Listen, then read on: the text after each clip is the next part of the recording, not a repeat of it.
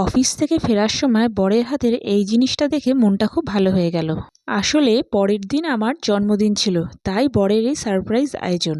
তবে মাঝে মধ্যে এরকম সারপ্রাইজ পেতে কার না ভালো লাগে বলো।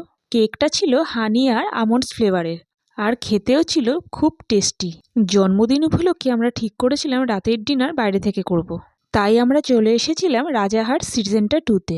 এখানের বারবিকিউ নেশনে আমরা আগে থেকেই টেবিল বুক করে রেখেছিলাম, তাই বেশিক্ষণ আর ওয়েট করতে হয়নি। তবে এখানকার মেন অ্যাট্রাকশন হলো এখানকার স্টার্টার। আমাদের এই স্টার্টারের আইটেমগুলো খেয়েই অর্ধেক প্লেট ভর্তি হয়ে গিয়েছিল। আর এদের বুফেতেও ছিল প্রচুর আইটেম। তার মধ্যে আমি নিয়েছিলাম চিকেন বিরিয়ানি আর মটন ডাক বাংলো। আর ডেজার্ট সেকশনেও ছিল ভরপুর খাবারের সম্ভার।